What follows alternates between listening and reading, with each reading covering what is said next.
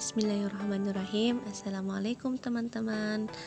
Perkenalkan, nama saya Hafizatul Kamila dengan NIM 5070012217 dari Ikom A. Nah, di video kali ini saya akan membahas satu materi tentang psikologi komunikator. Jadi perlu kita ketahui bahwa ada beberapa pokok-pokok pembahasan yang harus kita ketahui dari materi ini.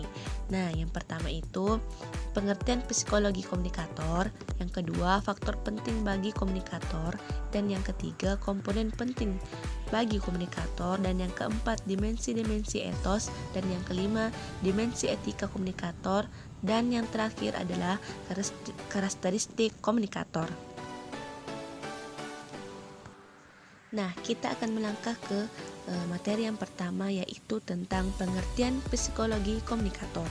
Nah, di video kali ini teman-teman bisa melihat pengertian dari psikologi, pengertian dari komunikator, dan pengertian dari psikologi komunikator. Tapi kali ini saya akan menjelaskan hanya pengertian dari psikologi komunikator. Jadi, psikologi komunikator itu adalah ketika seseorang komunikator berkomunikasi dengan komunikan yang berpengaruh tidak hanya apa yang ia katakan, tetapi juga memerlukan penampilan yang mudah dimengerti dan meyakinkan. Nah, kita lanjut ke materi yang kedua, yaitu faktor penting bagi komunikator.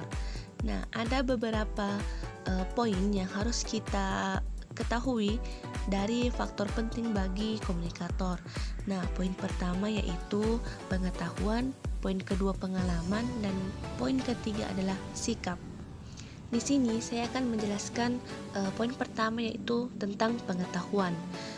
Sebagai komunikator, kita harus memiliki pengetahuan.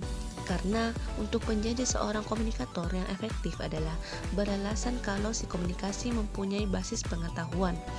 Pengetahuan terbagi pada pengetahuan isi. Pengetahuan ini bisa didapat dari buku-buku, dosen, dan pengalaman lainnya. Lalu, yang kedua itu pengetahuan prosedural yang sangat berguna menentukan bagaimana menjadi komunikator yang efektif. Nah, yang kedua itu pengalaman. Seorang komunikator harus juga mempunyai pengalaman, di mana pengalaman komunikatif dapat diraih melalui pengamatan terhadap yang lainnya dan berpartisipasi dengan yang lainnya. Sejak kecil, kita meniru respon komunikatif dan model dari perilaku kita dengan yang lainnya. Dan ada juga banyak argumentasi bagaimana pengalaman dalam membuat komunikasi itu akan menjadi lebih efektif lagi. Nah, poin ketiga yaitu adalah sikap. Tentunya setiap orang itu harus memiliki sikap, apalagi dalam seorang komunikator yang harus memang mempunyai sikap, karena sikap menjadi hal kritis dalam membangun komunikasi yang efektif. Kita dapat memprediksi perbedaan ataupun kadar hubungan komunikasi kita melalui sikap yang ditunjukkan oleh komunikan atau orang yang menyampaikan pesan tersebut. Nah, selanjutnya kita akan membahas materi selanjutnya, yaitu dimensi etika komunikator dalam komunikan. Teman-teman bisa melihat di sini ada 3 dimensi yang harus kita ketahui. Yang pertama yaitu dimensi etika berkomunikasi, dimensi yang mempengaruhi efisiensi komunikasi, dan penampilan atau homofil dan heterofil. Nah, saya akan menjelaskan tentang pengertian dari dimensi etika komunikasi. Dimensi ini bukan hanya sekedar menyangkut usia komunikasi dan proses komunikasi, akan tetapi juga menyangkut tentang struktur fundamental dan persoalan-persoalan yang menyangkut sistem, yang seringkali mengingatkan persoalan besar mengenai kebijakan yang berkaitan dengan pembagian teknologi yang canggih serta produknya. Sedangkan dimensi yang mempengaruhi efisiensi komunikasi. Nah, saat berkomunikasi tentu kita berkomunikasi ini harus terlihat efisiensi supaya orang yang mendengarkan kita itu bisa lebih mudah memahami apa yang sebenarnya kita sampaikan. Nah, yang ketiga yaitu penampilan atau homofil dan heterofil. Problem kecil yang muncul di dalam komunikasi akibat dari perbedaan persepsi. Nah, dengan adanya perbedaan persepsi ini diakibatkan oleh derajat kesamaan dan ketidaksamaan yang dicapai dalam integrasi sosial antar komunikator. Nah, materi selanjutnya yaitu adalah komponen penting dalam psikologi komunikator. Jadi ada 3 poin juga yang harus kita ketahui dalam komponen ini. Yang pertama itu adalah etos, patos, dan logos.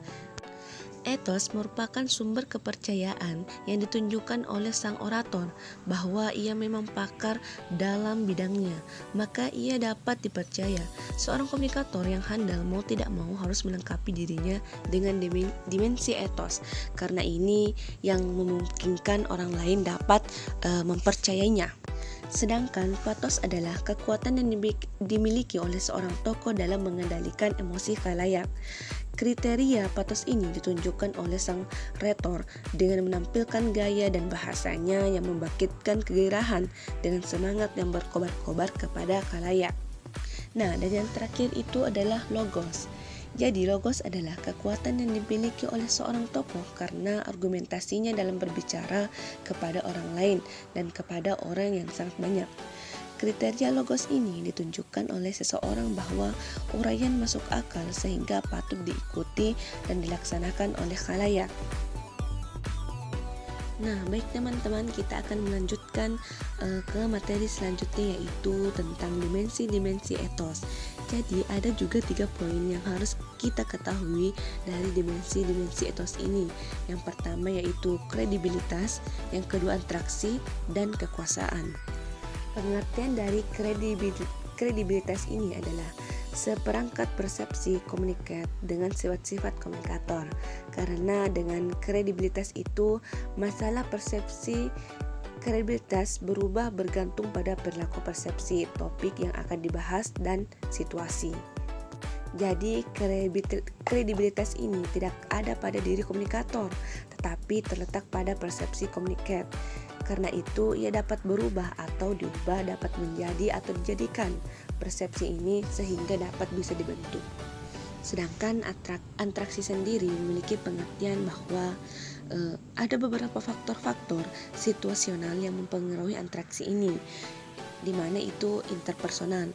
Karena daya tarik fisik, ganjaran, kesamaan, kita cenderung menyenangi orang-orang yang tampak atau cantik, yang banyak kesamaannya dengan kita, dan memiliki kemampuan yang lebih tinggi dari kita. Sepintas kita juga sudah menyebut penelitian yang membuktikan bahwa orang cantik lebih besar kemungkinannya untuk menjadi komunikator yang sangat efektif. Nah, yang ketiga itu adalah kekuasaan. Kekuasaan dapat diartikan bahwa kemampuan menimbulkan ketundukan seperti kredibilitas dan interaksi. Ketundukan timbul dari interaksi antara komunikator dan komunikat.